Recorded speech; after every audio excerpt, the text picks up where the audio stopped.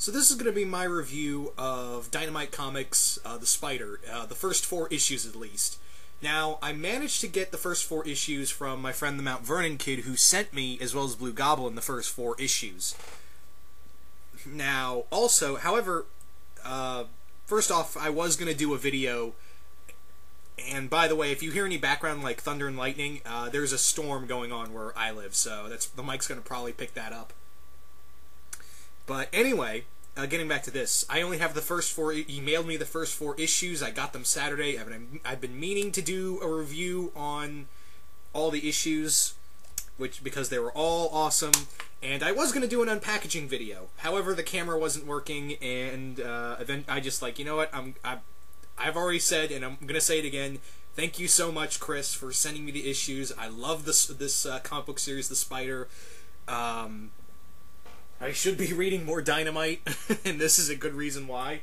But anyway, let's talk about the comics. Now, this is going to be a review of the first 4 issues. The 5th issue that ends the story arc I have not gotten yet, but Chris has assured me that he's going to be mailing me the first 12 issues of the series. So I'm really excited to get that. So what's next is going to be issues 5 through 8, or however many he manages to send me. So anyway, let's talk about the comic. The comic being the issue being well, now I've lost my place, but basically this is kind of a retelling of the Spider. Now, before anyone asks about the Spider's mask and the cape, and anyone says, "Oh, he's a Spider-Man ripoff," well, actually, no. The Spider is a early 20s era superhero who actually Stanley and Jack Kirby actually based the mask and the web design on the costumes. That's how they based Spider-Man off of. That's what they loosely based the Spider-Man off of. So yeah. But anyway, this is kind of a retelling of the Spider, and this does follow. Actually, it does take the Spider into a new era. Now, I know in Masks it's going to be more of a noir thing, but in here he's a more modern superhero, and we do follow the Spider, aka Richard Wentworth, who, by the way, is probably one of the worst people to ever be a superhero. This guy is pretty much if Bruce Campbell put on a costume. If anyone wondered what it'd been like if Bruce Campbell played played Darkman in the Sam Raimi movie instead of Liam Neeson, this would have been it. And it is so awesome. First off, he's a raging alcoholic. He's madly in love with a woman he once loved, but now is married to his best friend, who's an inspector. Everyone hates his guts, and he's actually the only. He feels like he's the only protector of the city. You know, basically after his time in the war, they don't specify what war he was in. They kind of allude to that he was part of the Iraq War. But they don't really outright say it. However, they do say his father's company did have some hand in chemical warfare in the early days of the Iraq War, so we can only assume that that's it. But basically, this follows the Spider basically going around New York and literally killing people and leaving his mark. Now, the fun thing about this is that his best friend, as well as many members of the police department, suspect that Richard Wentworth is the Spider. It's not like with Batman or Superman, where it's like, oh, Bruce Wayne or Clark Kent couldn't possibly be Superman and Batman. Well, whenever they usually, whenever Richard Wentworth leaves, the Spider shows up, and he has all this technology that only a rich person would get. So it makes kind of sense that, yeah, you could be the Spider. And it's like strong suspicion, but that's all they have hunches, except this one cop who literally thinks that, yeah, that he is the Spider, and he's right.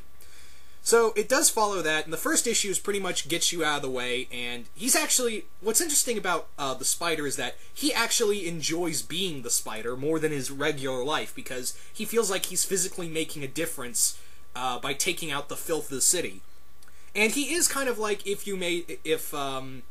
like I said earlier, if you put Bruce Campbell in a costume, he'd make so many good lines. Like when he's talking to a detective, he's like, the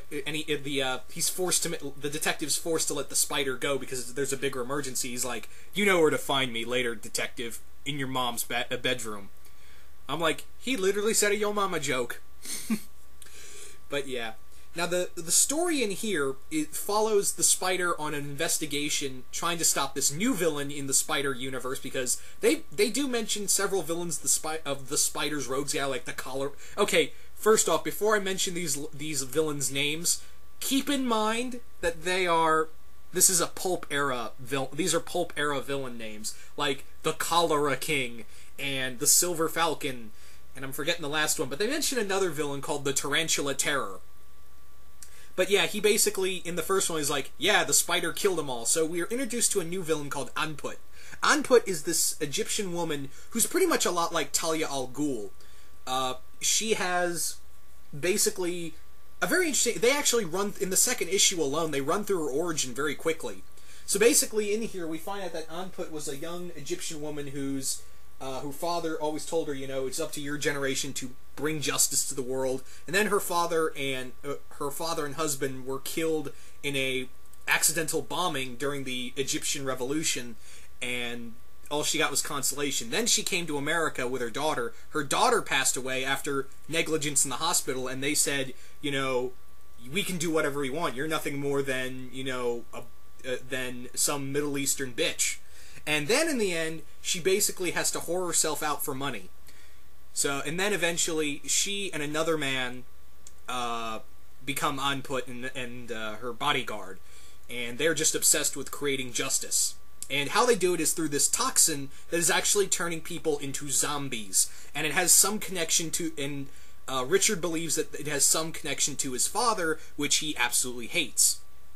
Now, the other people in here that are like Nita Salone, who is the head of a newspaper editorial group. She's an editor-in-chief of a newspaper group, and she knows that Richard is the Spider. And among other things, we also have his sidekick, Ram Singh, who's pretty much like he's pretty much a lot like Alfred. Actually, no, he's more like Microchip, the Punisher's sidekick. Former sidekick, because he's dead now. But he's kind of like Microchip. He's also he's the master of this Arabic martial arts style called, I'm forgetting what it's called, but he's the master of this Middle Eastern fighting style, and he helped train Richard to become the Spider. Among other things, this is a really good book. The problem is, and there is some really good dialogue in here. Richard does feel like, he doesn't feel like that his life's in a downward spiral. He's actually okay with the shit he's been dealt with, and he's completely fine with, you know, trying to get with his best friend's wife. And he is okay with being a raging alcoholic. I mean, there are some points where he's drunk off his ass being a superhero. So, but all in all, this is a really cool take on the Spider. I really enjoyed it. The zombie thing is with the chemical warfare. It's a little weird, but then again, it's a superhero comic. But it's just kind of weird for a pulp comic, you know. But anyway, my only problem is that I wasn't able to read the 5th issue because, like I said earlier, that's the end of the arc, and it leaves off on such a cliffhanger. I'm like, oh, Chris, you couldn't have sent the 5th issue when it came. You couldn't have waited to give me the 5th issue. Ah! But oh well, I'll just have to wait and then wrap up from there. But yeah, this is a really good book. I cannot say anything bad about it. I'm now a fan of the Spider. I should go out and check out more like Garth, because I'm hearing a lot of cool things about Garth Ennis's The Shadow, and I should pick up the Green Hornet, probably in trade.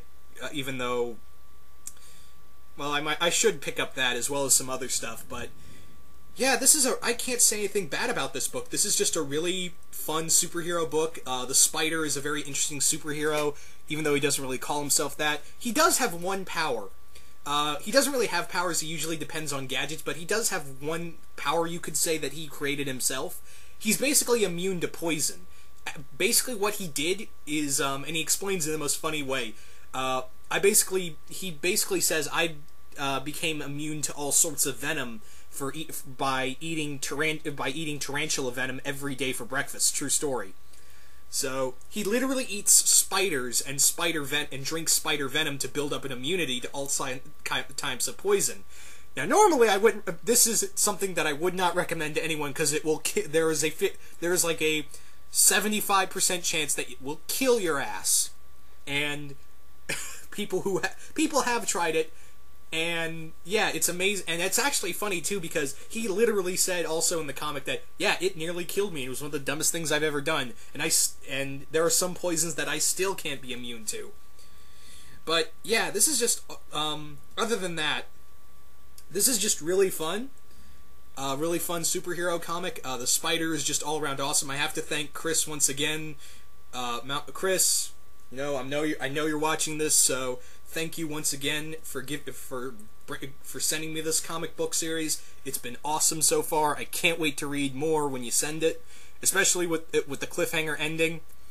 But yeah, this is just cool, and I really recommend a lot of people checking out, because when I talked about the Mask comic, a lot of people didn't know who the Spider was. In fact, I didn't know who the Spider was, but now I know who he is, and it's cool. So maybe I will probably pick up the Mask comic when it comes out in trade now. Anywho, hope you guys enjoyed this review, and I'm out.